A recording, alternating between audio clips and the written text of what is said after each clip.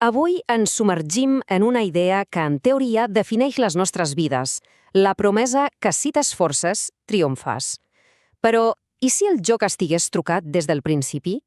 Aquesta és la gran pregunta que ens fem avui, per analitzar per què l'origen social potser encara pesa molt més del que ens pensem.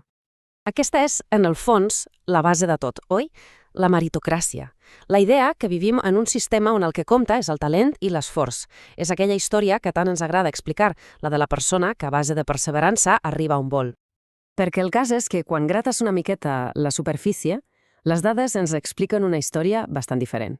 Una que, de fet, xoca de ple amb aquesta creença tan arrelada. Molt bé, doncs comencem a desmuntar aquesta idea. La primera pregunta és clau. De veritat, l'origen social ha deixat de ser un factor determinant per a l'èxit d'una persona? Aquesta gràfica és demolidora.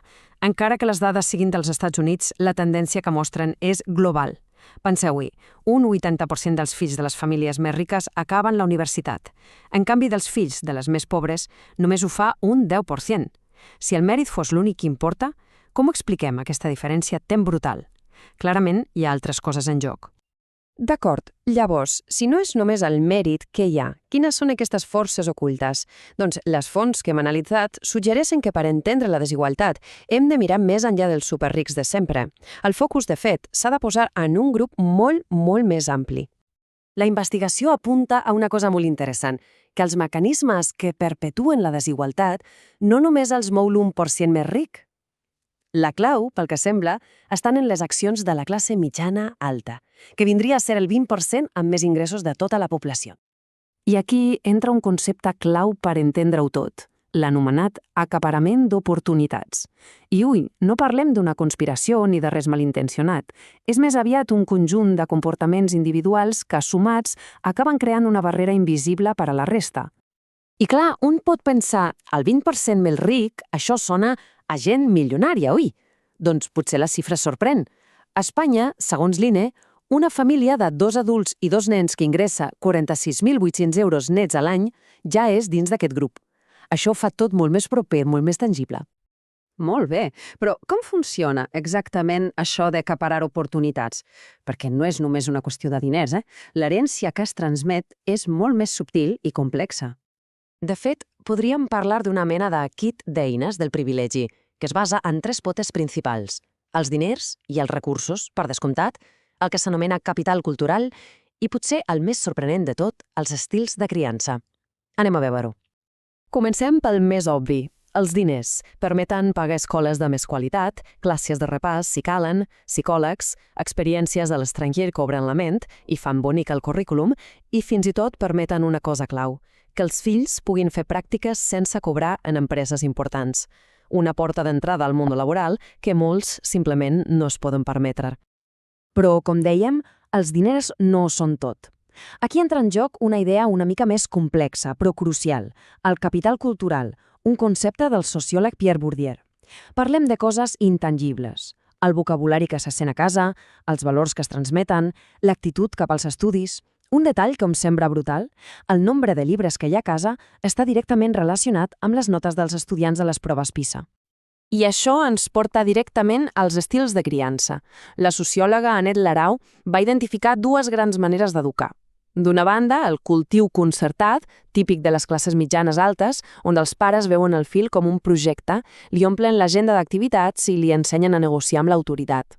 De l'altra, el creixement natural, més comú en classes treballadores, on es dona més llibertat i autonomia. Quin és el problema? Doncs que tot el sistema, l'escola, la universitat, la feina, està dissenyat per recompensar el primer estil. Si ajuntem tot això, els diners, el capital cultural, l'estil de criança, el que tenim és el que alguns anomenen un sòl de vidre. És una metàfora potentíssima. És una xarxa de seguretat invisible. Fins i tot si un fill d'una família privilegiada no se'n surt gaire bé als estudis, la família té els contactes i els recursos per evitar que caiguin a l'escala social. D'acord, tenim el concepte del sòl de vidre, però com es tradueix tot això a la vida real? Doncs anem a veure-ho en 2 moments decisius per a qualsevol persona, l'accés a la universitat i l'entrada al món laboral. Aquestes dades del CIS per a Espanya són per caure de cul, de veritat. El fill o filla d'un professor universitari té un 83% de probabilitats d'acabar una carrera, en canvi el d'un treballador agrícola només un 4%, i la mitjana espanyola és del 24%. La correlació és tan bèstia que fa trontollar qualsevol idea de meritocràcia pura i dura, oi? I què passa quan s'acaba la universitat?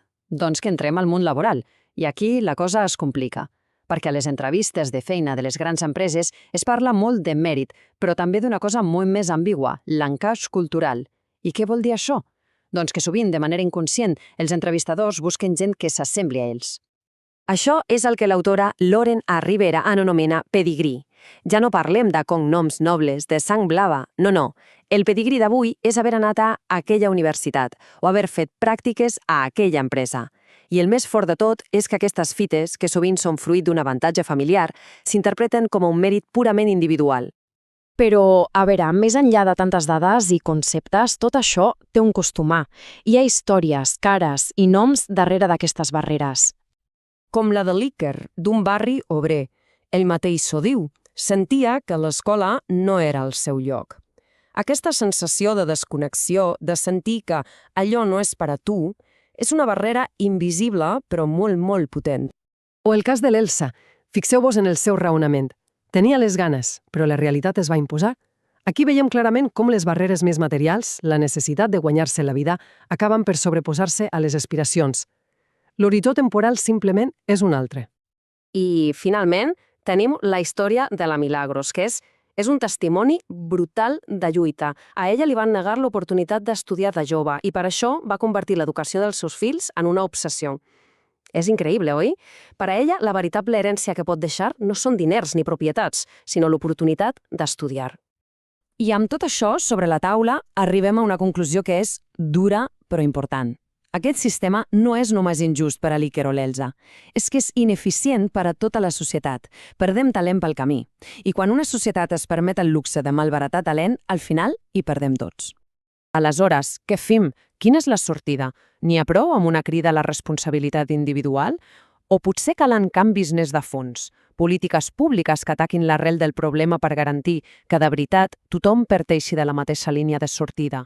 És la gran pregunta que queda a l'aire i que segurament definirà la societat del futur.